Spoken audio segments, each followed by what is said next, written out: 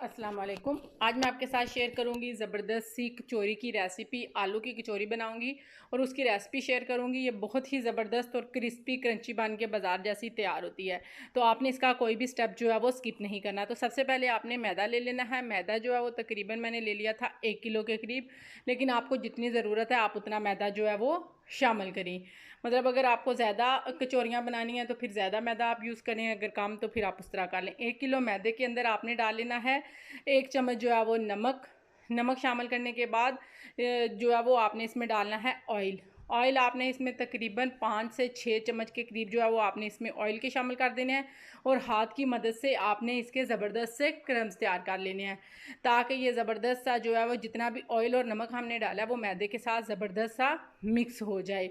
जब अच्छे से ये मिक्स हो जाएगा तो फिर हम इसको जो है वो गूंद लेंगे।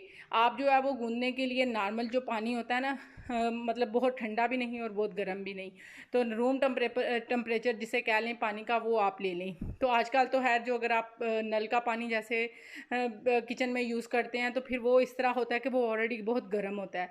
तो आपने जो है वो नॉर्मली पानी ले लेना है और आपने इसको ताज़ा पानी के साथ अच्छे से गूंद लेना है। इस तरह से आपने इसकी डो बनानी है कि बहुत ज़्यादा हार्ड ना हो। अगर हार्ड होगी तो आपको कचौरियाँ बनाने में मुश्किल आएगी। तो अगर आप इसको जो है वो हल्का सा जो है वो नरम रखेंगे ना तो कचौरी उतनी ही ज़बरदस्त और जल्दी बनेगी। आपको जो है वो मेहनत तो इसको बनाने में वैसे ही बहुत ज़्यादा लगती है, लेकिन अगर आप इसको जो है वो डो को नरम गूंदेंगे तो बड़ा ज़बरदस्त सा जो है वो गूंदी जाएगी। जो है वो हमारा जो डो जब अच्छे से बन जाएगी तो कचौरी भी ज़बरदस्त सी बन के ही तैयार होगी। तो जब आपने आटे को अच्छे से गूंद लेना है, आटा आपने इतना गूंदना है कि आपके हाथों के साथ जो है वो चिपकना छोड़ दे। आप देख सकते हैं कि आहिस्ता आहिस्ता जो है वो हमारी डो जो हम गूंद रहे हैं वो ज़बरदस्त सी रेडी हो रही है, उसने चिपकना जो है वो छोड़ दिया। और आपने इसी तरह से अच्छे से जैसे आप नॉर्मली घर में आटा वगैरह गूंदते हैं वैसे आप इसको गूंद लें। अगर आपके पास मशीन है तो आप मशीन के साथ भी इसको बना सकते हैं। ठीक है, ज़बरदस्त सा आपने जो है वो डो तैयार करके तो आपने इसको थोड़ी देर के लिए रेस्ट पे छोड़ देना है। रेस्ट पे तकरीबन 10 से 15 मिनट काफ़ी हैं, क्योंकि जब हम इसके अगला जो प्रोसेस करते हैं ना तो वो आटे को बहुत ज़्यादा जो है वो रेस्ट मिलती चली जाती है। तो उससे भी ज़बरदस्ती जो है वो ये सारा जो मैं प्रोसेस आपसे शेयर कर रही हूँ ना आटा गूंदने का, वो सिर्फ इसलिए कर रही हूँ ताकि जब आप भी इसकी डो बनाएं, इसका आटा गूंदें तो वो इसी तरह से ही बनाएं। ये नहीं कि बस थोड़ा सा गूंदा और इसको छोड़ दिया, बिल्कुल भी ऐसा नहीं आपने करना।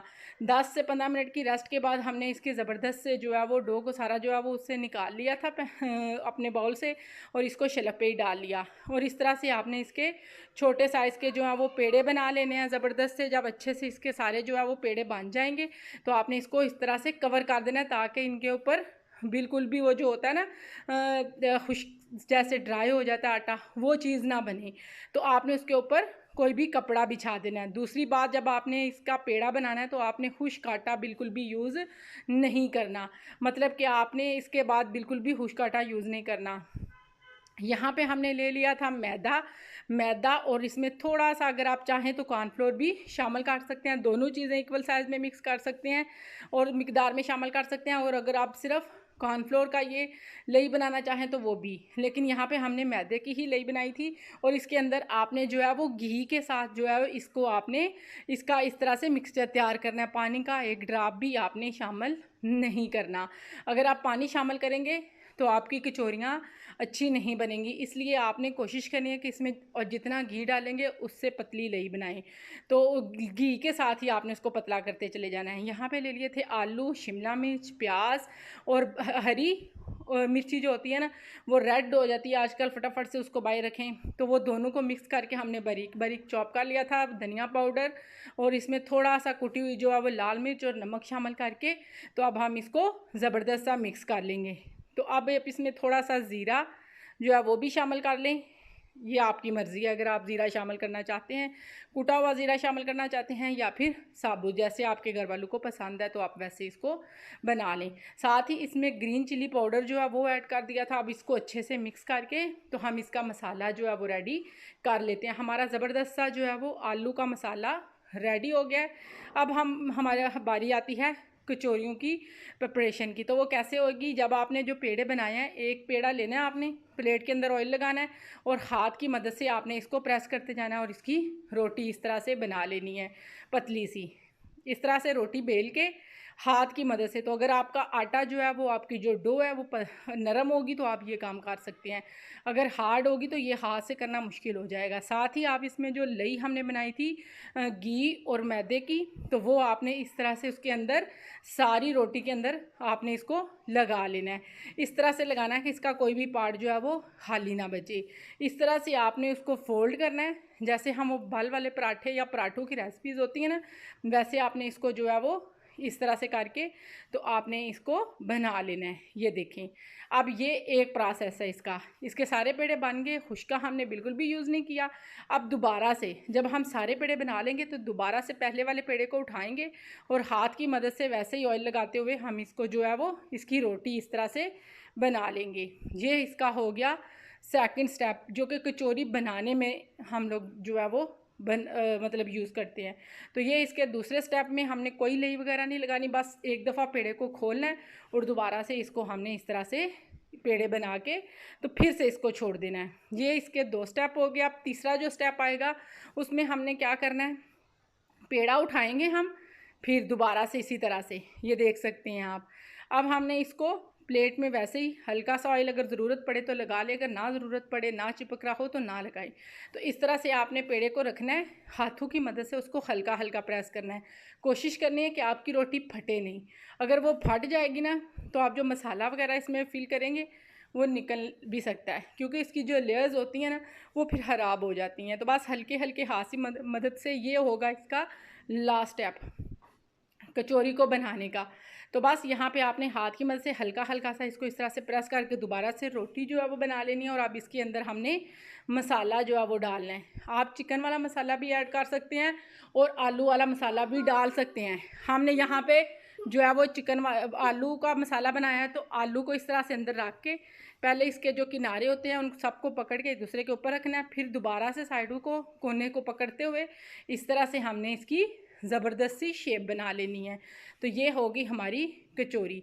अगर आप इसको हल्का सा बिल्कुल प्रेस कर लेंगे तो ये ज़बरदस्ती हो जाएगी, इसकी लेयर्स जो है वो ज़्यादा खुल के आएंगी। तो अगर कुछ लोग होते हैं वो इसको जो है वो इस तरह प्रेस नहीं करते तो कोई इशू नहीं है, लेकिन ये होता है कि जब इसकी लेयर्स बनने वाली होती हैं तो फिर वो फट सकता है। अब आपने एक एक पेड़ा उठाना है, ऑयल आपका इतना गर्म हो कि उसके अंदर आपका हाथ जा सके। तो आंच आपने बिल्कुल लो रखनी है। अब आप देख सकते हैं कि इसके अंदर एक दफ़ा हमने जो है वो हाथ से इसको चेक किया और उसके बाद हम इसमें कचौरी शामिल कर रहे हैं।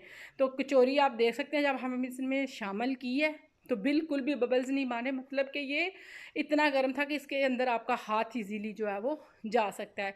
तो आपने सिर्फ इतनी ही कचौरियाँ डालनी है जितनी वो इजीली फ्राई हो जाएं, क्योंकि ये फूलेंगी भी और आपने इनको जो है वो साइड भी इनकी चेंज करनी है। तो अगर आप ज़्यादा कचौरियाँ डाल देंगे तो वो अच्छे से फूल नहीं पाएंगी।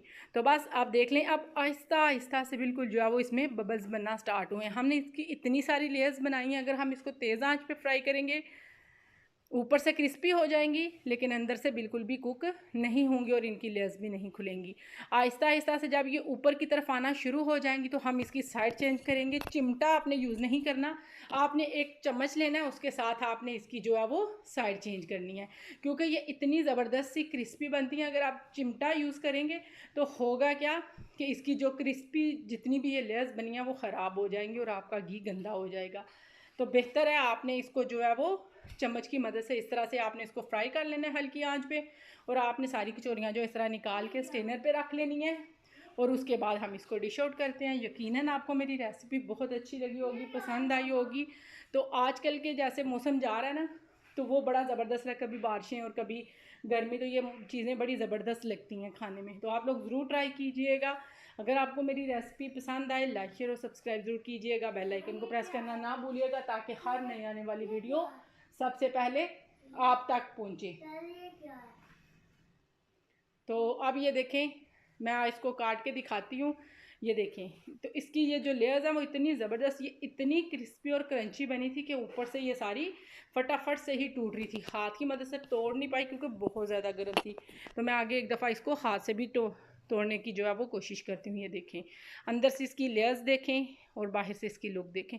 बहुत ही ज़बरदस्त रेसिपी है, आप ज़रूर ट्राई कीजिएगा, आपको बहुत अच्छी लगेगी। ये बच्चे जो है वो कचौरियाँ एंजॉय करते हुए, ये देखें, क्योंकि ये तो इनकी फेवरेट चीज़ है, समोसे, पकोड़े और कचौरियाँ। तो बस यहाँ पे हमारी जो है वो कचौरियाँ हो गई थी रेडी और हम लोग इंजॉय कर रहे थे। आप लोग भी बनाएं अपने घर वालों के साथ, अपने बच्चों के साथ, इसको शेयर जो है वो बना के इंजॉय करें और ज़बरदस्त सी कचौरी की पार्टी घर में रखें। और मुझे कमेंट में बताइएगा कि किस किस को मेरी रेसिपी पसंद आई है। Thank you. अल्लाह हाफिज़।